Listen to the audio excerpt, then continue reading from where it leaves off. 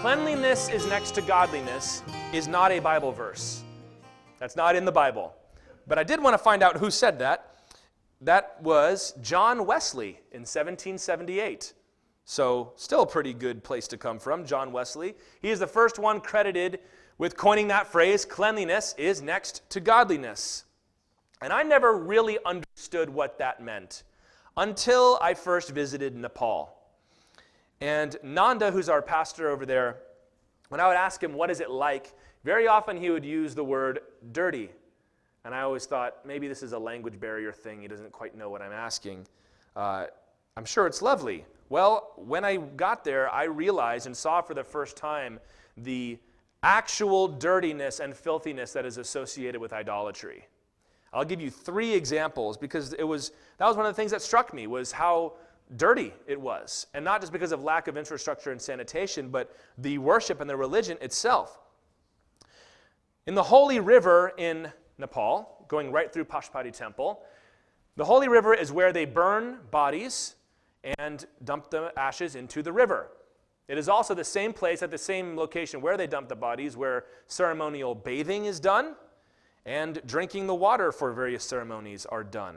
So they bathe and drink the same holy river where they dump the ashes of the bodies they just burned. You maybe have seen the red dots that will be put on the head of some Hindus. This is called a tika, at least in Nepali. I don't know what it would be in Hindi, but it's called a tika. And what they do is they take the dust and they, I'm not sure if they use something to emulsify it a little bit, but they take the dust and they put it on the forehead. It's a blessing, it's a symbol, and that kind of thing. Well, at these temples that you go to, they have these communal shrines with an idol where you can take some of the dust. And what very often people will do is if they are sick or if they are injured or something like that, they will come to get the blessing from the god and put it on their forehead. So we are just coming out of a pandemic here.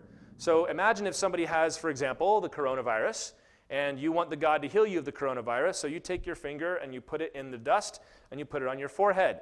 Then the next person comes up and they want to be healed of the coronavirus, so they put their finger in it. You're starting to get a certain amount of coronavirus in the dust. Then somebody else comes who's perfectly healthy, but puts it on, and now it's on them. There's just a very simple contagion issue there, and you can't throw away the dust because it's holy. That's example number 2. And number 3, from what I saw there, cow urine is used as a purifying agent. And this is the thing that people very often think I'm making up. And they think I'm being insulting to that culture. I promise you I'm not. I met a very kind old man who lived across the street from the Giris, whose job was to take his cow and on holy days sell the urine of the cow door to door. It is used to anoint your hair. It is used to anoint the backs of your ears. It is drunk in purification ceremonies. And you know, in the Bible, it says everything is purified with blood. Well, to use an example that Nanda gave me, in Hinduism, or at least in that part of the world where they worship Hinduism, everything is purified with cow urine. So this is when I first understood that phrase, cleanliness is next to godliness. And I never quite appreciated the book of Leviticus until I went to Nepal. And this is, of course, not the case in every place, but it's an example of the kind of deception that can come to people. And when we recognize that the Bible teaches that false religions are doctrines of demons, and that demons have a despising attitude towards humanity, it makes sense that they would want not only to deceive, but also to degrade these people. So knowing that God's commandments in the Bible to be clean are rather understandable. And this is a very stark difference that you see in Nepal, is that the Christian houses and the Christian people, at least in the slums where we were going, they're clean, they're tidy, they're fixed, they're repaired, because there's something that happens to a person when they realize that Jesus loves them and wants the best for them. And this section today, it covers the kind of things in the Mosaic Law that produce uncleanness. And they also go through the ceremonies of how to cleanse it. And hygiene aside, although as we go through this, I think you can recognize that there's a lot of hygienic motivation behind this. Ultimately, this is a spiritual picture that was fulfilled in Jesus Christ. And we're going to see that as we go through too. We'll begin with chapter 12. That's the short one. And then we'll get to 13 and following. The Lord spoke to Moses, saying, "Speak to the people of Israel, saying, if a woman conceives and bears a male child, then she shall be unclean 7 days. As at the time of her menstruation, she shall be unclean. And on the 8th day, the flesh of his foreskin shall be circumcised. Then she shall continue for 33 days in the blood of her purifying. She shall not touch anything holy, nor come into the sanctuary until the days of her purifying are complete. But if she bears a female child, then she shall be unclean 2 weeks, as in her menstruation, and she shall continue in the blood of her purifying for 66 days. And when the days of her purifying are completed, whether for a son or for a daughter, she shall bring to the priest at the entrance of the tent of meeting a lamb, a year old, for a burnt offering, and a pigeon or a turtle dove for a sin offering. And he shall offer it before the Lord and make atonement for her. Then she shall be clean from the flow of her blood. This is the law for her who bears a child, either male or female. And if she cannot afford a lamb, then she shall take 2 turtle doves or 2 pigeons, one for a burnt offering and the other for a sin offering. And the priest shall make atonement for her, and she shall be clean. You'll remember the last narrative piece that we have in the book of Leviticus is the death of Nadab and Abihu at the ordination of the priests. So God has provided the sacrifices. He's ordained the priests. But the priests, not even all of them, made it through the first ceremony. So God now teaches them what they must do in order to stand in his presence, and he lays out from chapter 11, where he gave the food laws, now into chapter 12 through 15, where he gives the cleanliness laws. And he begins by giving the law for women after childbirth. And feminist theologians love to jump on this and say, this is so wrong that the Bible says that a woman has sinned by giving birth, and that's just not right. So that's obviously not what he's saying. So let's define our terms here, and I think this will really help us. What exactly does the word clean mean in this context? Because obviously more than being cleaned as in washed, but that's also part of it. So let's look at this. The first thing you need to know, clean in the book of Leviticus and in all related contexts, clean does not mean righteous, and unclean does not mean sinful. The minute you learn that, this becomes a lot less hostile as you read through it. For example, he is not saying that this woman who has had a child has done something wrong, and that's why she's unclean. It doesn't say sinful, does it? What does it say? Unclean. It doesn't say that she shall be righteous again. It says she shall be clean. And quite often in the Bible, words like that are not that complicated. They just mean what they say. So, clean. That said, it is often used as a symbol for righteousness. But cleanness here is all about access to the sanctuary of God. Those who are unclean are not permitted to come near God. That's the law that it says right there. She cannot touch anything holy. She cannot come to the tabernacle. So she's not being flogged in the streets, right? She's not being punished, but she's not able to approach the holy place of the Lord in such a state. Now, if you are clean, you may come and worship. There are some very important divisions in the book of Leviticus, and I was waiting until we got here to discuss these. There's a division in the book of the law between what is holy and what is common. It's what the priests were told to teach the people, what is holy and what is common. For example, the priest was a holy man, and the congregant was a common man. And the difference is between the sanctuary of the Lord, which is a holy place, and everywhere else, which is a common place. Now, within that bracket of being common, there is a difference between what is clean and what is unclean. So you have holy and common, and then within common you have clean and unclean. Now, something that is common may approach what is holy, but it must be clean in order to do so. And a lot of these laws that we read discuss the transitions between them, on how an animal, when it is sacrificed, becomes from being common to being holy, but it has to be clean first, right? And it talks about how if you touch a dead animal, you are gone from being clean to being unclean, and you must perform the rite, whether that's waiting or washing, whatever it is, to be made clean again. So these are the divisions that we see here, and these are the categories we're talking about, and they all have to do with approaching the holy place of God. So these rules here, for the most part, but especially in the first half of Leviticus, are not about wrongdoing. They are about purity, and they are about ceremony. And when I say purity, I mean that in a very neutral sense, that there is a pure napkin and a defiled napkin. One of them is not in the wrong, one of them is just clean, and one of them is unclean. So this is what we're talking about. And so this teaches us quite a bit about access to God. Psalm 24, we sang this song tonight, Psalm 24, 3 through 6, says, "Who shall ascend the hill of the Lord, and who shall stand in his holy place?" That's kind of the whole question of Leviticus. Who shall stand in the holy place of the Lord? "He who has clean hands," clean is a key word, and a pure heart, who does not lift up his soul to what is false and does not swear deceitfully. He will receive blessing from the Lord and righteousness. Notice that there's a separation there. Clean hands, pure heart leads to righteousness, not the other way around. Such is the generation of those who seek him, who seek the face of the God of Jacob. That's what all this is about, is seeking God's face. These laws were teaching us a lesson about God's holiness and man's sin. So, knowing that clean does not mean righteous. This was the mistake of the Pharisees, right? I'm righteous because I don't have leprosy. He's unrighteous because he does. Jesus rebuked them for that. Knowing that, when a woman had a child, she became unclean. Now, I think we all understand that she has been defiled in the flesh. We still do this today. This is why doctors wear gloves. This is why doctors wear masks. This is why even the husband has to put the thing on when his wife is giving birth, because it's unclean. It's wonderful, miraculous, and celebrated, but it's not clean.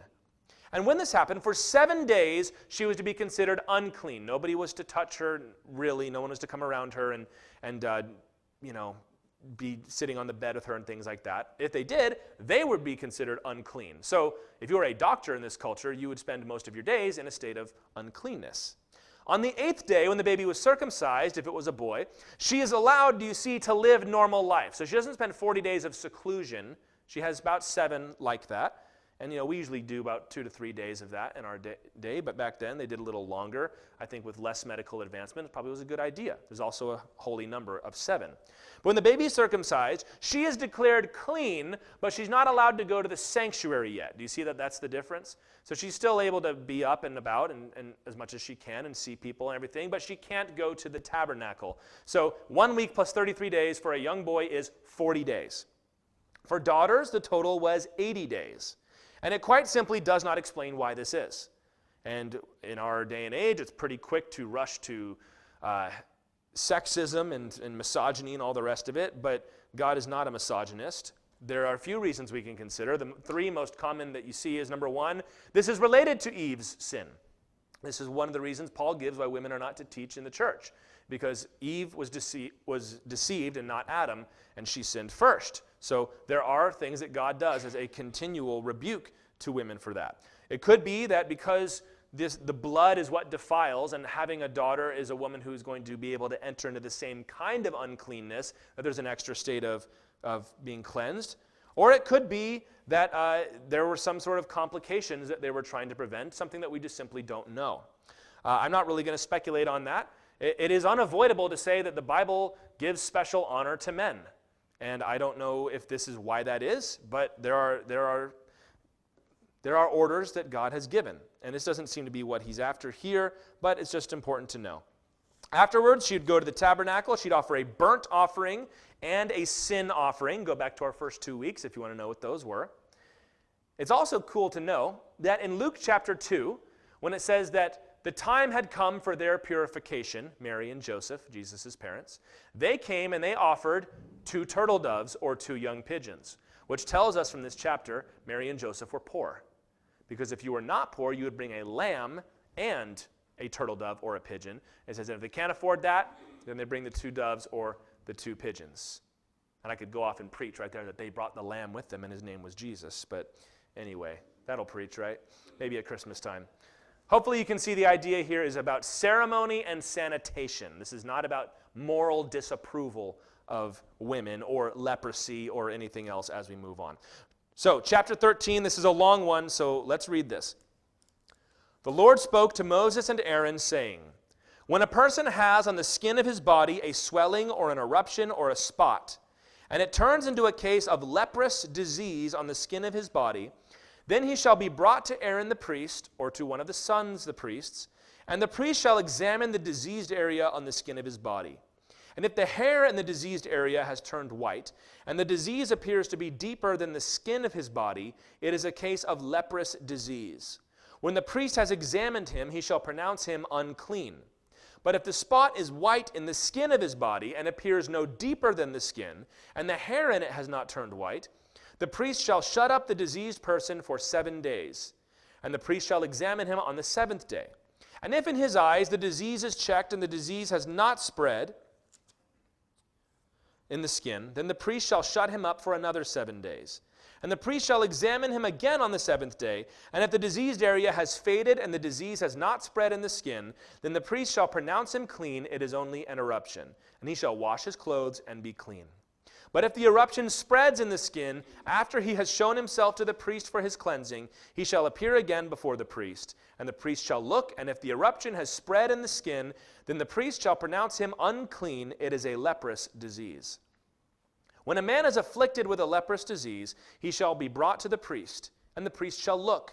And if there is a white swelling in the skin that has turned the hair white, and there is raw flesh in the swelling, it is a chronic leprous disease in the skin of his body, and the priest shall pronounce him unclean. He shall not shut him up, for he is unclean. And if the leprous disease breaks out in the skin, so that the leprous disease covers all the skin of the diseased person, from head to foot, so far as the priest can see, then the priest shall look, and if the leprous disease has covered all his body, he shall pronounce him clean of the disease. It has all turned white, and he is clean. But when raw flesh appears on him, he shall be unclean. And the priest shall examine the raw flesh and pronounce him unclean. Raw flesh is unclean, for it is a leprous disease. But if the raw flesh recovers and turns white again, then he shall come to the priest, and the priest shall examine him. And if the disease has turned white, then the priest shall pronounce the diseased person clean. He is clean. If there is in the skin of one's body a boil and it heals, and in the place of the boil there comes a white swelling or a reddish white spot, then it shall be shown to the priest.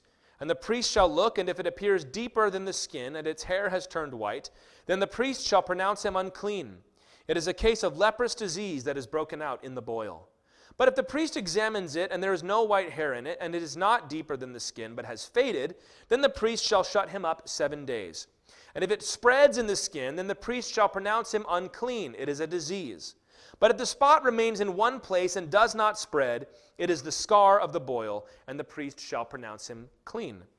Or, when the body has a burn on its skin, and the raw flesh of the burn becomes a spot, reddish white or white, the priest shall examine it, and if the hair in the spot has turned white and it appears deeper than the skin, then it is a leprous disease. It is broken out in the burn, and the priest shall pronounce him unclean. It is a case of leprous disease.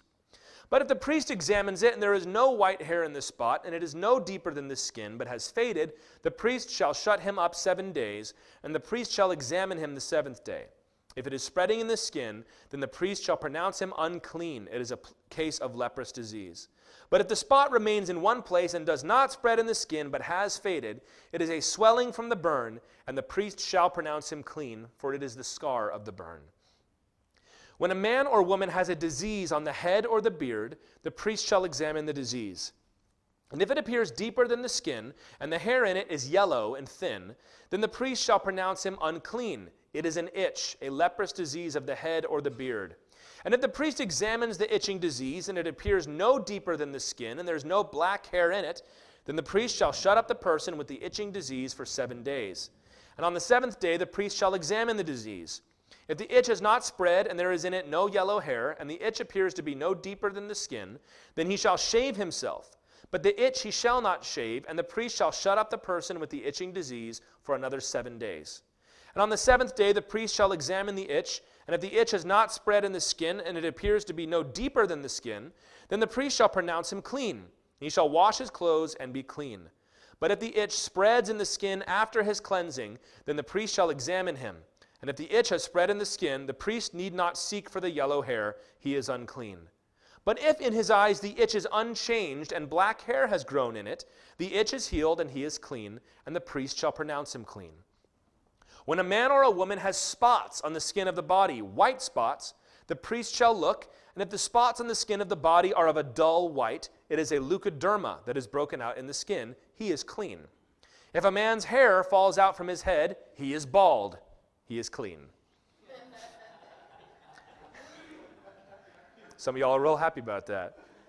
And if a man's hair falls out from his forehead, that would be eyebrows, he has baldness of the forehead. He is clean. But if there is on the bald head or the bald forehead a reddish white diseased area, it is a leprous disease breaking out on his bald head or his bald forehead. Then the priest shall examine him. And if the diseased swelling is reddish white on his bald head or on his bald forehead, like the appearance of leprous disease in the skin of the body, he is a leprous man. He is unclean. The priest must pronounce him unclean. His disease is on his head. The leprous person who has the disease shall wear torn clothes, and let the hair of his head hang loose, and shall cover his upper lip, and cry out, Unclean, unclean! He shall remain unclean as long as he has the disease. He is unclean. He shall live alone. His dwelling shall be outside the camp. When there is a case of leprous disease in a garment, whether a woolen or a linen garment, in warp or woof of linen or wool, or in a skin or in anything made of skin, if the disease is greenish or reddish in the garment, or in the skin, or in the warp or the woof, or in any article made of skin, it is a case of leprous disease, and it shall be shown to the priest. And the priest shall examine the disease and shut up that which has the disease for 7 days. Then he shall examine the disease on the 7th day. If the disease has spread in the garment, in the warp or the woof, or in the skin, whatever be the use of the skin, the disease is a persistent leprous disease. It is unclean. And he shall burn the garment or the warp or the woof, the wool or the linen, or any article made of skin that is diseased, for it is a persistent leprous disease. It shall be burned in the fire. And if the priest examines, and if the disease has not spread in the garment, in the warp or the woof, or in any article made of skin, then the priest shall command that they wash the thing in which is the disease, and he shall shut it up for another 7 days. And the priest shall examine the diseased thing after it has been washed, and if the appearance of the diseased area has not changed, though the disease has not spread, it is unclean. You shall burn it in the fire, whether the rot is on the back or on the front. But if the priest examines, and if the diseased area has faded after it has been washed, he shall tear it out of the garment, or the skin, or the warp, or the woof. Then if it appears again in the garment, in the warp, or the woof, or in any article made of skin, it is spreading. You shall burn with fire whatever has the disease. But the garment, or the warp, or the woof, or any article made of skin from which the disease departs when you have washed it, shall then be washed a second time, and be clean. This is the law for a case of leprous disease in a garment of wool or linen, either in the warp or the woof, or in any article made of skin, to determine whether it is clean or unclean. So, this is about identifying leprosy. And I think we can all get what it means by saying clean or unclean when we talk about skin disease. So you need to apply that same categorization to the other things that we talk about. Childbirth, we're going to talk about other things as we go on. We're not talking about morality here as much as we are talking about hygiene and ceremony. So this is about identifying leprosy. We hear the word leprosy, and immediately we in this room think of something called Hansen's disease. Hansen's disease is what is typically called today leprosy, where the fingers and toes will fall off and things like that. I have been to, as I said, Nepal, and I was in Pashupati Temple, and there are people with leprosy lying around, and it's a very pathetic sight. Some of them you can see where they've been bitten, and they've had animals that have come and bitten them, and they can't feel it, and so the wound remains unhealed. But I hope you can see as we go through this that the term leprosy, which in Hebrew is tzara'at, is much broader than just modern-day leprosy or Hansen's disease. It would include things we think like eczema, things like psoriasis, pretty much anything on your skin which is contagious. I would imagine the way that I get poison ivy would probably be considered a leprous disease, at least for a little while. This does not include everyday scrapes or burns, blemishes, pimples, things like that. We're talking about things here that cause public concern. This is to do with quarantine more than anything else. So the priest was to examine the person. I'm not going to run through every one of these again. We just read them.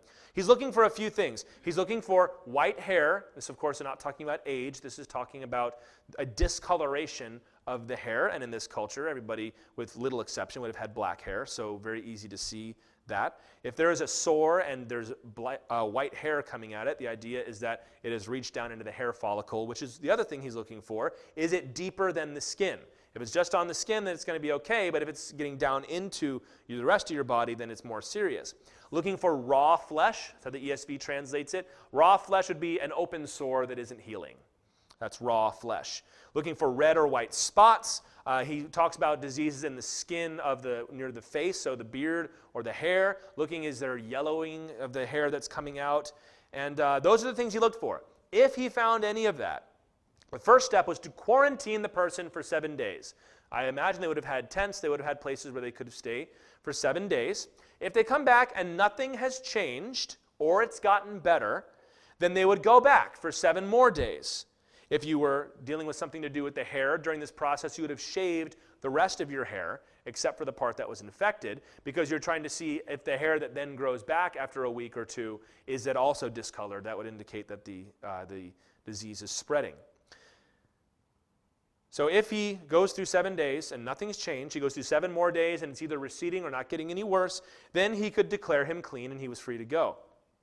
This was also the case for clothing. They were looking for green or red spots, so this would be mold, this would be some kind of fungus that was growing on it. Even later on, we're going to see in the next chapter, in houses, if you had it growing on your wall, they had a process for that too. But if the guy was found out to be leprous, then they were to go essentially into mourning. They were to let their hair down, indicates they probably had longer hair than men typically do in our culture today. They would have torn their clothes. They would have covered their upper lip. The word there actually is mustache, which is pretty fun. They translated it neutrally because it applied to women too.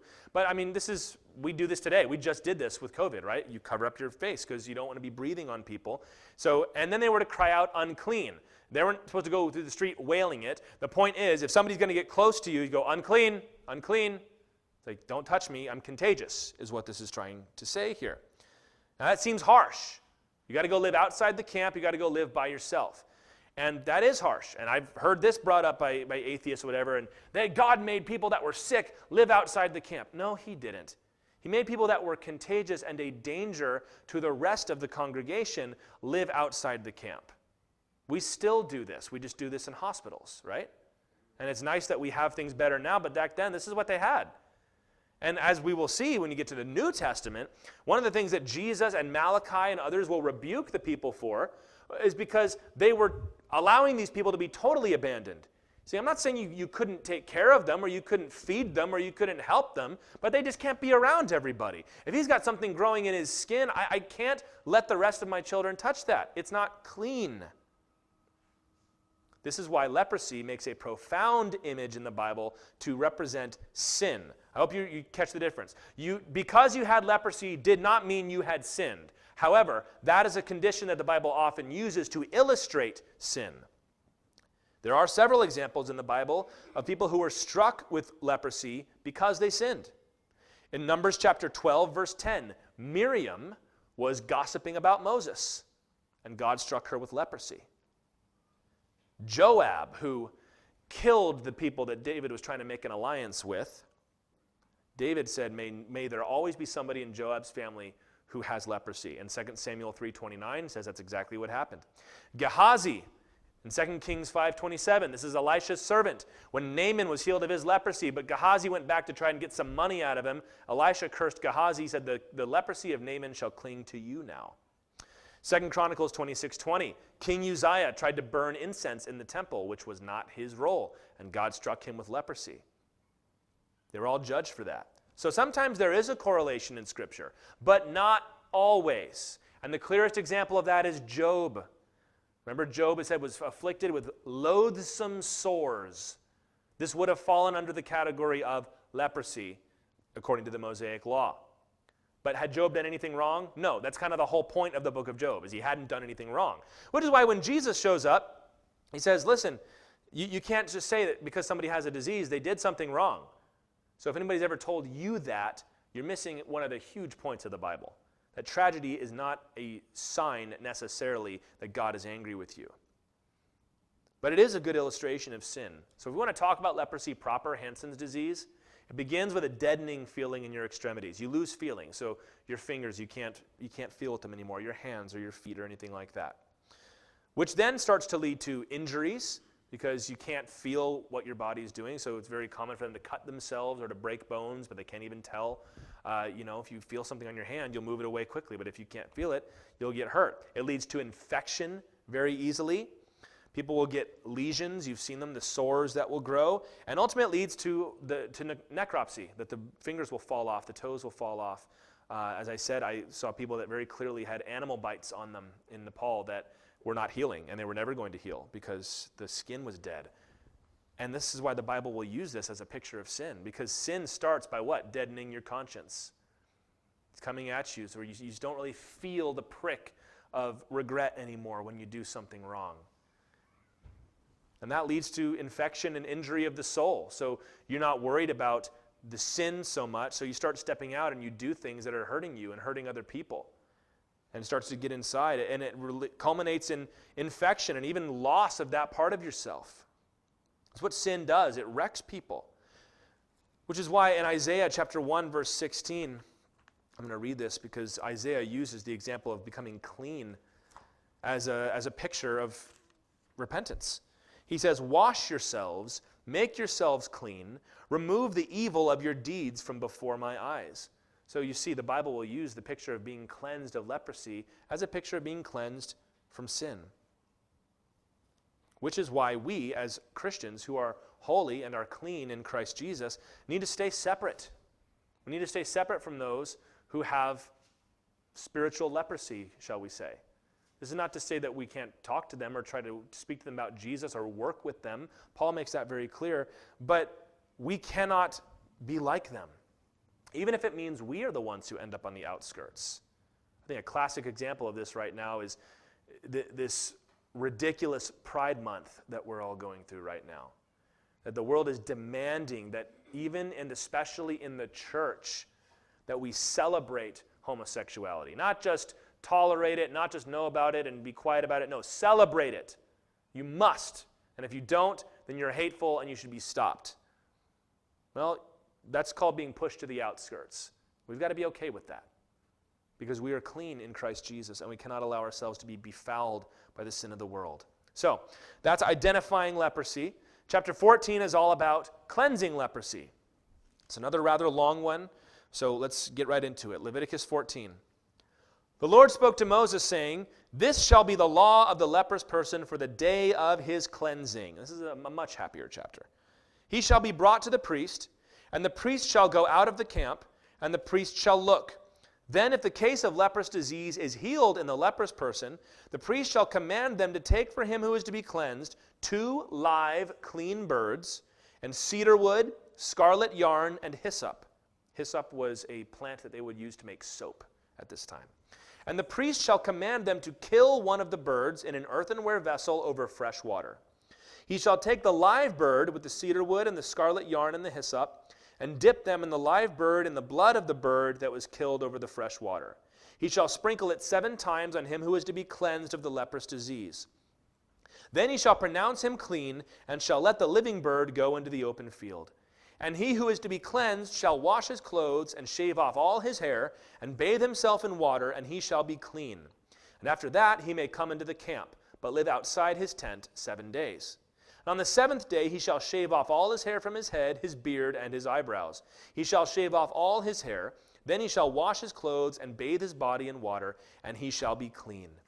And on the 8th day he shall take 2 male lambs without blemish, and 1 ewe lamb a year old without blemish, and a grain offering of 3/10 of an ephah of fine flour mixed with oil, and 1 log of oil.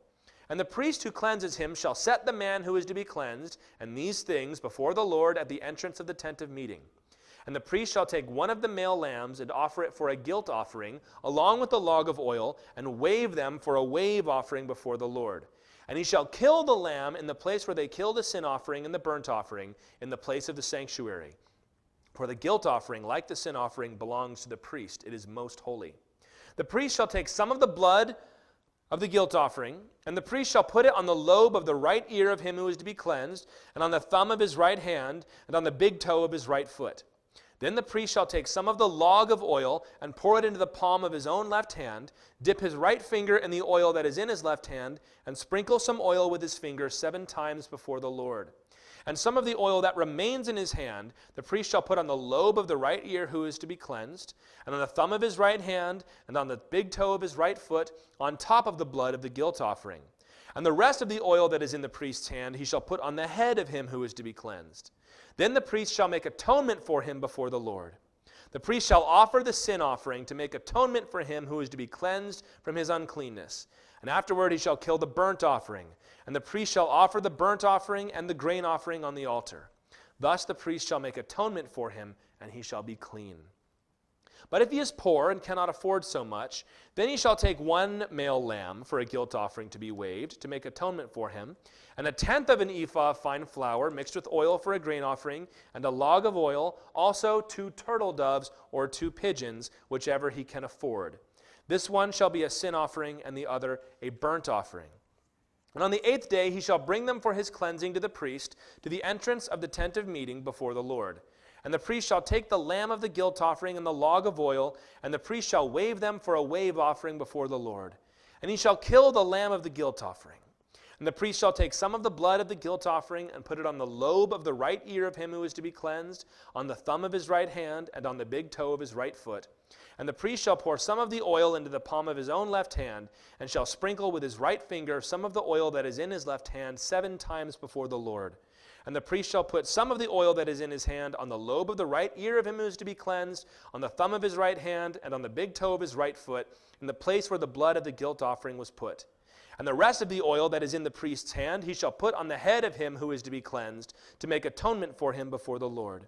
And he shall offer of the turtle doves or pigeons, whichever he can afford, 1 for a sin offering and the other for a burnt offering, along with the grain offering. And the priest shall make atonement before the Lord for him who is being cleansed. This is the law for him in whom is a case of leprous disease, who cannot afford the offerings for his cleansing. The Lord spoke to Moses and Aaron, saying, When you come into the land of Canaan, which I give you for a possession, and I put a case of leprous disease in a house in the land of your possession, then he who owns the house shall come and tell the priest, There seems to me to be some case of disease in my house.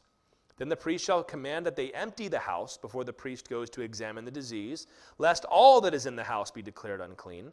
And afterward the priest shall go in to see the house, and he shall examine the disease. And if the disease is in the walls of the house with greenish or reddish spots, and if it appears to be deeper than the surface, then the priest shall go out of the house to the door of the house and shut up the house 7 days. And the priest shall come again on the 7th day and look. If the disease has spread in the walls of the house, then the priest shall command that they take out the stones in which is the disease and throw them into an unclean place outside the city. And he shall have the inside of the house scraped all around, and the plaster that they scrape off they shall pour in an unclean place outside the city. Then they shall take other stones and put them in the place of those stones, and he shall take other plaster and plaster the house. If the disease breaks out again in the house, after he has taken out the stones and scraped the house and plastered it, then the priest shall go and look. And if the disease has spread in the house, it is a persistent leprous disease in the house, it is unclean. And he shall break down the house, its stones and timber, and all the plaster of the house, and he shall carry them out of the city to an unclean place. Moreover, whoever enters the house while it is shut up shall be unclean until the evening. And whoever sleeps in the house shall wash his clothes, and whoever eats in the house shall wash his clothes. But if the priest comes and looks, and if the disease has not spread in the house after the house was plastered, then the priest shall pronounce the house clean, for the disease is healed.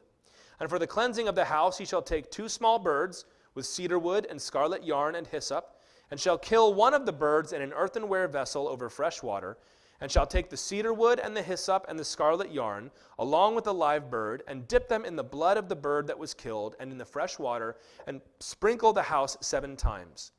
Thus he shall cleanse the house with the blood of the bird, and with the fresh water, and with the live bird, and with the cedar wood, and hyssop, and scarlet yarn. And he shall let the live bird go out of the city into the open country. So he shall make atonement for the house, and it shall be clean. This is the law for any case of leprous disease, for an itch, for leprous disease in a garment or in a house, and for a swelling or an eruption or a spot, to show when it is unclean and when it is clean. This is the law for leprous disease.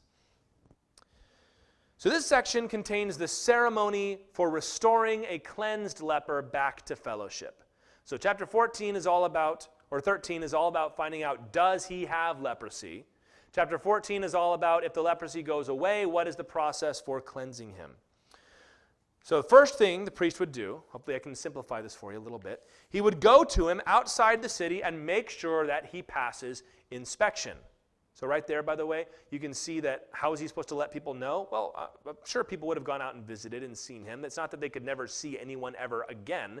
It's that you just needed to be careful and hygienic. So if he gets the word, he goes out to see him. And in the field, so this ceremony does not take place in the tabernacle, but in the field. And if it looks like, indeed, things are progressing better, he would take 2 birds, pigeons, turtle doves, something that was clean, kill one of them, and drain its blood into a bowl of water, fresh water. Then he would take that mixture of the blood and the water, he would take cedar wood, red thread, and hyssop, which would be a lot of fun to speculate on the symbolism of those things. I'm sure the red thread represents blood. Hyssop is obviously a cleansing agent. Cedar wood is a strong tree in the Bible. In any case, he would take those 3 things, he would take that into the blood and the water, and he would sprinkle it on the man 7 times. The rest of that blood and water would go on top of the other bird, and then they would set that bird free, which is a symbol. And there's an interesting debate that I read about on what does this symbolize. Does this symbolize the man going free, or what I think is more likely, the disease departing and going away? This can be the same thing we see with the scapegoat on the Day of Atonement. They would sacrifice one and set the other one go. Then, after that ceremony, he would wash his clothes, shave his hair, wash himself. He was allowed to go into the camp, but he was not allowed to go inside the house. But that's an improvement on where he was. And that's for 7 days. Then on the 8th day, he would do all that again. Reason being, if things are starting to come back, you would know. But he's got to shave his head, wash his clothes, wash himself again, and go to the tabernacle.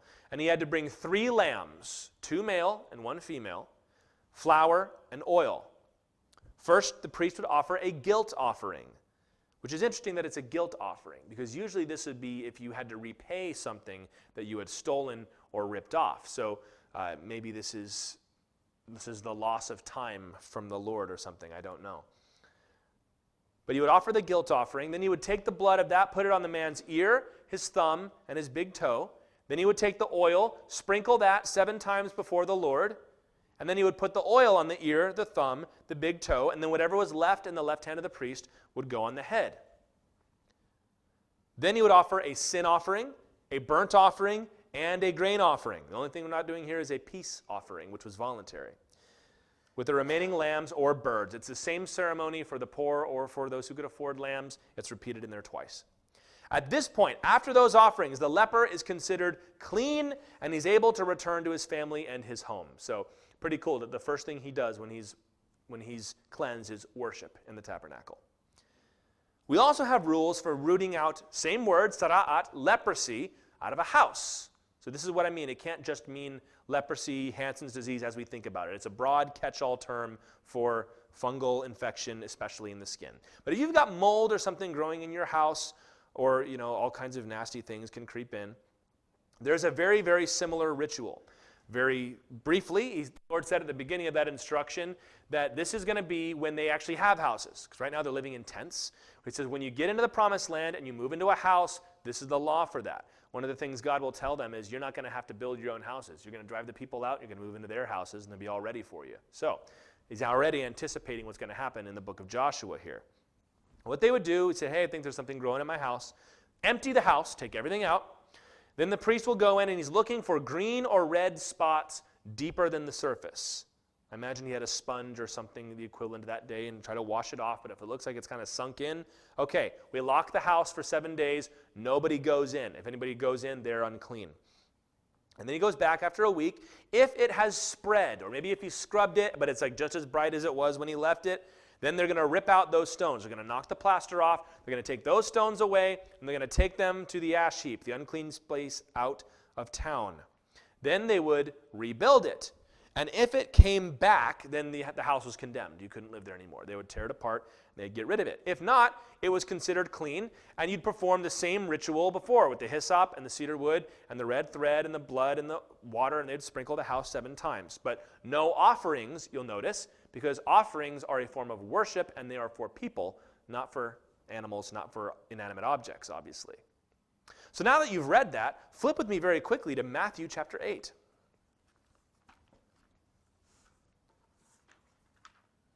Now that we know what the ceremony was for a leper, let's look at Matthew chapter 8. This is, of course, talking about Jesus. It's in the gospel. It says, when he came down from the mountain, great crowds followed him. And behold, a leper came to him and knelt before him, saying, Lord, if you will, you can make me clean. Make me what?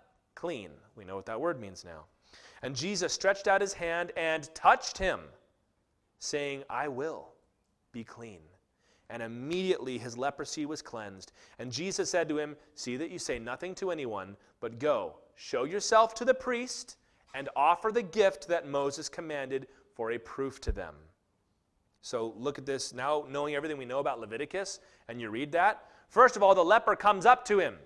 They're outside the city, so he can do this, but still, brave guy.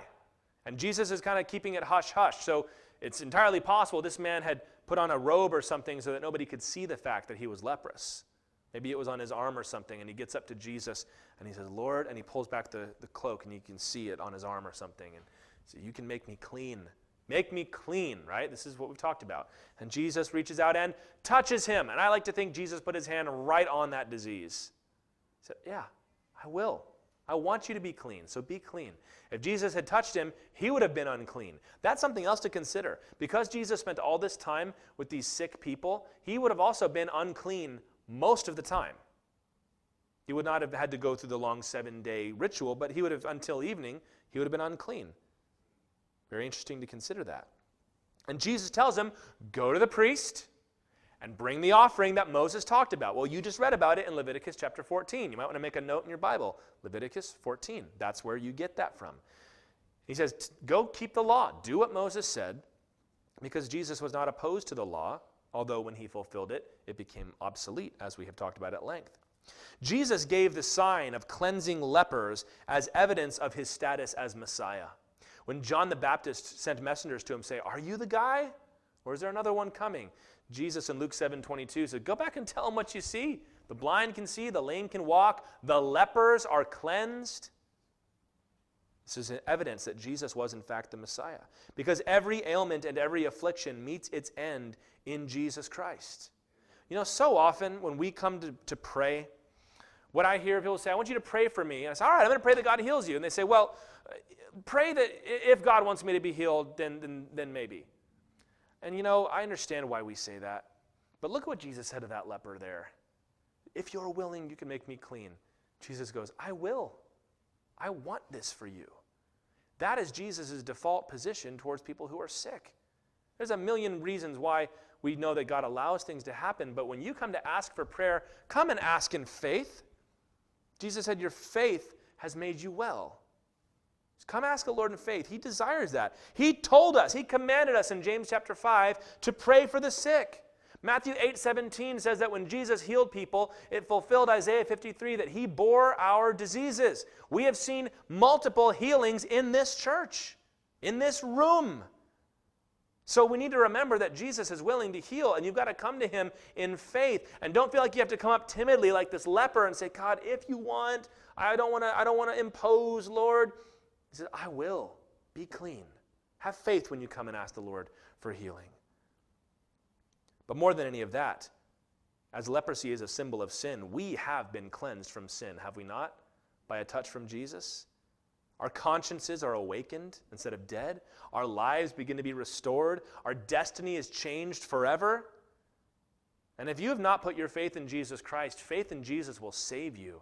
Everything in your life will change. Not only your eternal destiny, but right now, everything will begin to turn around. And the dead parts of your life will start to come back. So come and believe, and you'll find healing from Jesus. One more chapter, chapter 15. This one is not quite as long as the other two. The Lord spoke to Moses and Aaron, saying, once again, by the way, Moses and Aaron. This is unique in the book of Leviticus.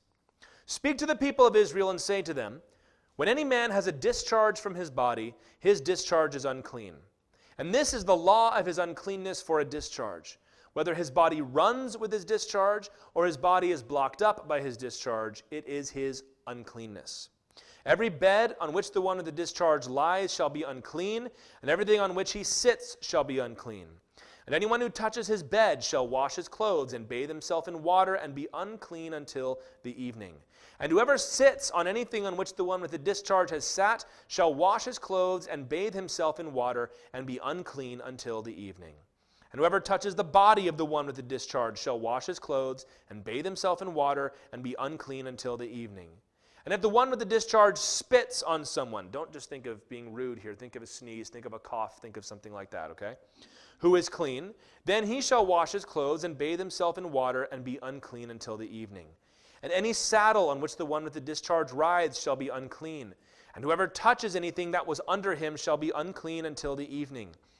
And whoever carries such things shall wash his clothes and bathe himself in water and be unclean until the evening.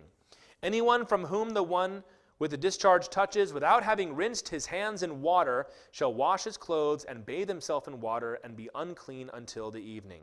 And the earthenware vessel that the one with the discharge touches shall be broken, and every vessel of wood shall be rinsed in water. And when the one with the discharge is cleansed of his discharge, then he shall count for himself 7 days for his cleansing, and wash his clothes. He shall bathe his body in fresh water, and shall be clean. And on the 8th day he shall take 2 turtle doves or 2 pigeons, and come before the Lord to the entrance of the tent of meeting, and give them to the priest. And the priest shall use them, one for a sin offering, and the other for a burnt offering. And the priest shall make atonement for him before the Lord for his discharge. If a man has an emission of semen, he shall bathe his whole body in water and be unclean until the evening. And every garment and every skin on which the semen comes shall be washed with water and be unclean until the evening. If a man lies with a woman and has an emission of semen, both of them shall bathe themselves in water and be unclean until the evening. When a woman has a discharge, and the discharge in her body is blood, she shall be in her menstrual impurity for 7 days. And whoever touches her shall be unclean until the evening. And everything on which she lies during her menstrual impurity shall be unclean. Everything also on which she sits shall be unclean. And whoever touches her bed shall wash his clothes and bathe himself in water and be unclean until the evening. And whoever touches anything on which she sits shall wash his clothes and bathe himself in water and be unclean until the evening. Whether it is the bed or anything on which she sits, when he touches it, he shall be unclean until the evening.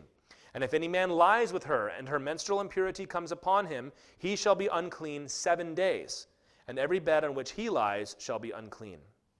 If a woman has a discharge of blood for many days, not at the time of her menstrual impurity, or if she has a discharge beyond the time of her impurity, all the days of her discharge she shall continue in uncleanness.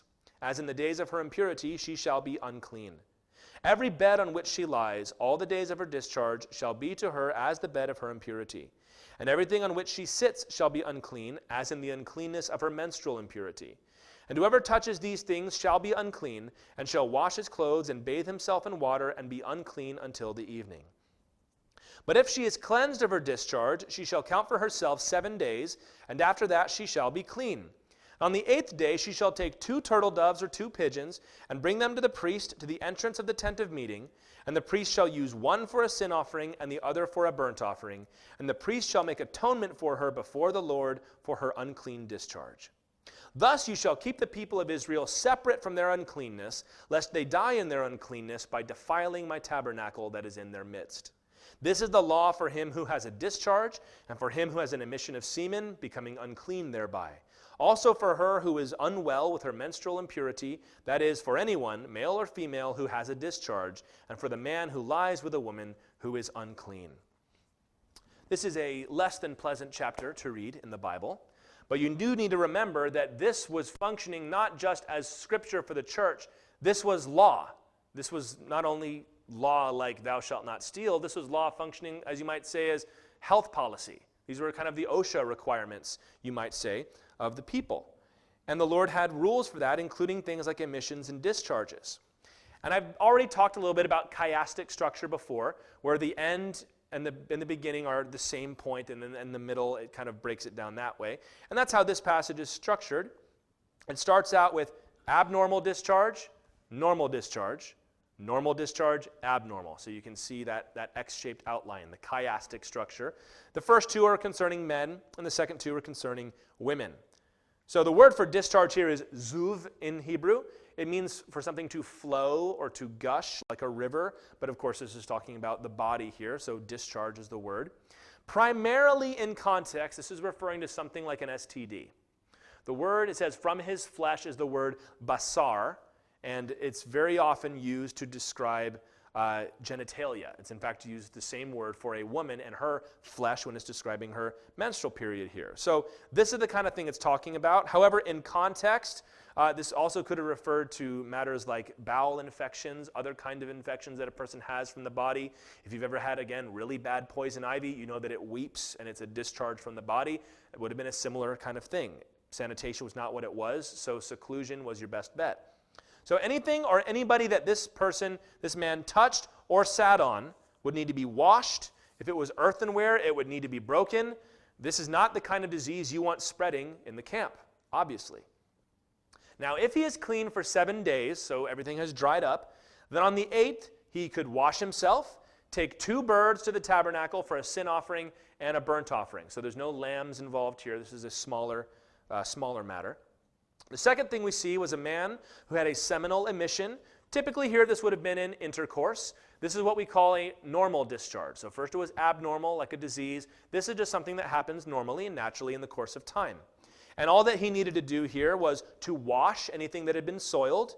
If he had been with his wife or with a woman, they both were to wash themselves, and they would be unclean until the evening, no sacrifice required. And again, all being unclean means is you cannot touch anything that is holy. You cannot go into the tabernacle to worship.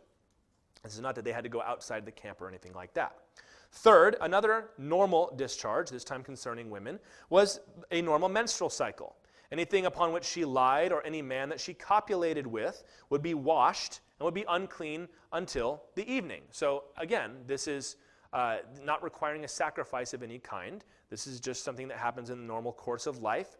By the way, reading this chapter reflects back on what we read in the book of Genesis when it says that Rachel had hidden her father's gods in her saddlebag, and she sat on the saddlebag, and she said she was in the time of her menstrual impurity. So that's what God has to say about your household gods, is what he's trying to communicate there, that they are just as unclean as anything else. By the way, there will be a law that comes later on in the second half of Exodus where God will prohibit them from having any kind of sexual intercourse during a woman's menstrual cycle. And this seems to be why, because there was a 7-day impurity here.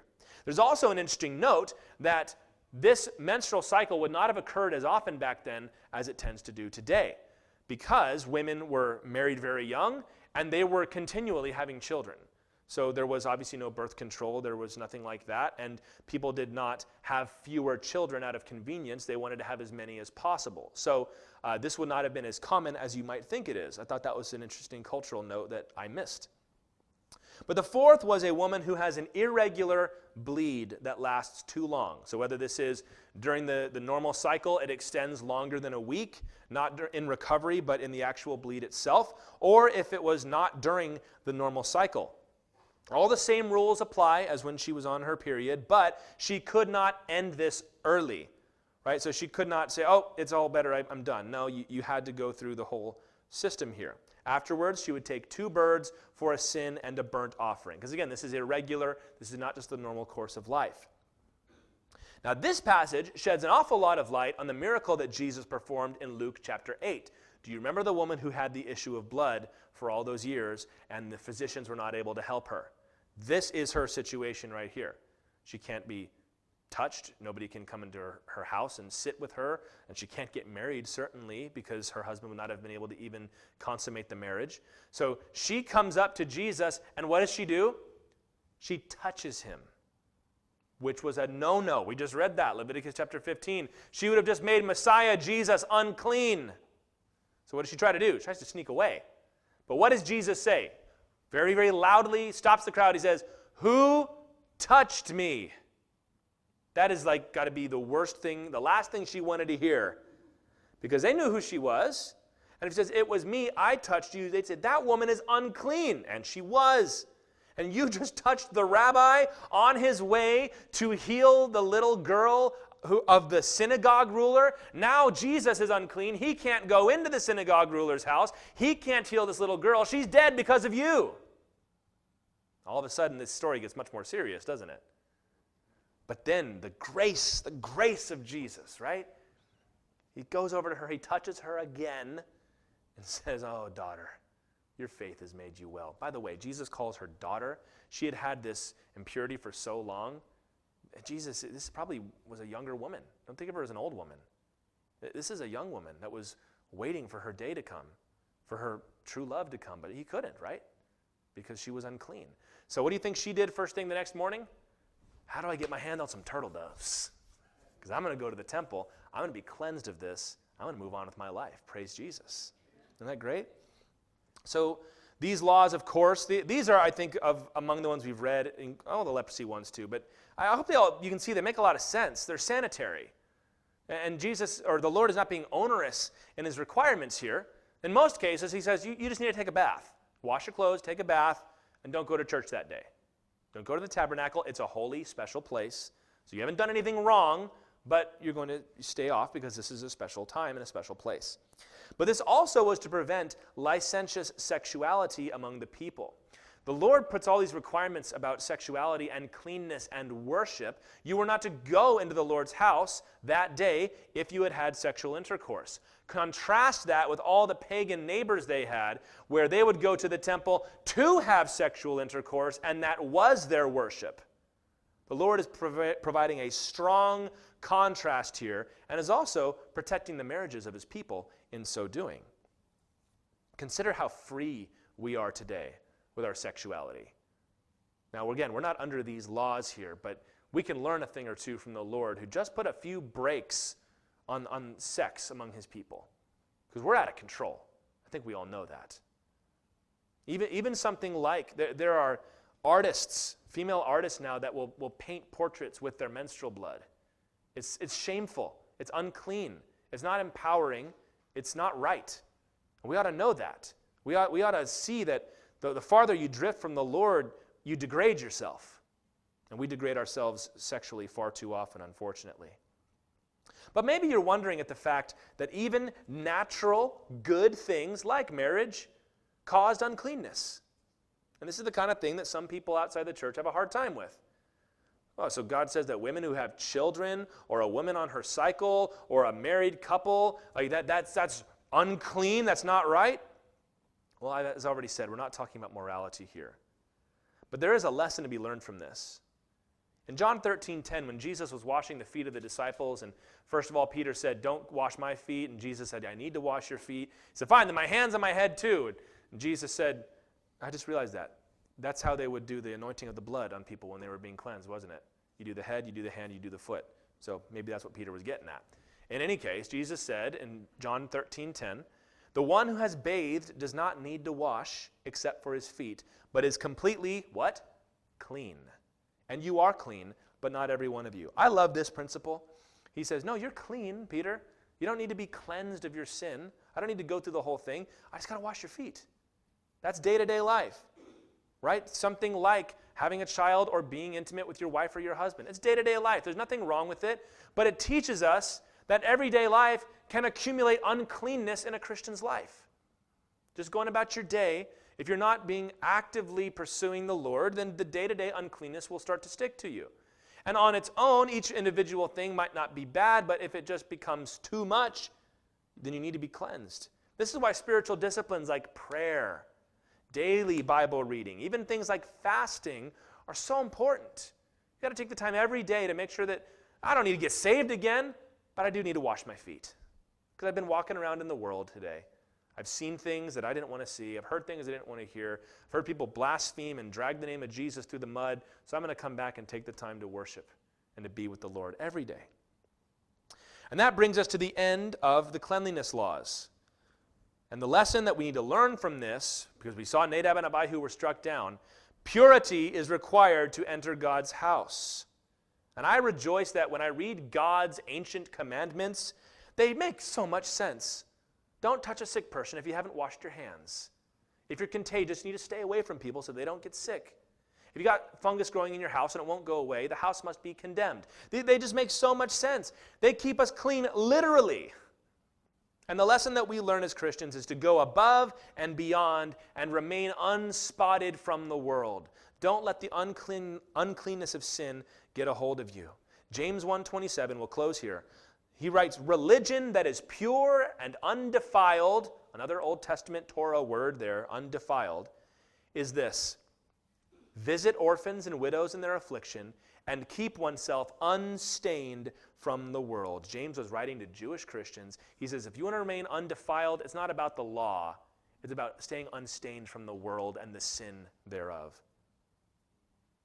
More importantly, Jesus is our healer and our spiritual cleanser. He was unafraid. Jesus did not share in our sin, but he shared in our uncleanness. Isn't that wonderful? He didn't become a sinner, but he became unclean for your sake. And he offers us healing body and soul even right now.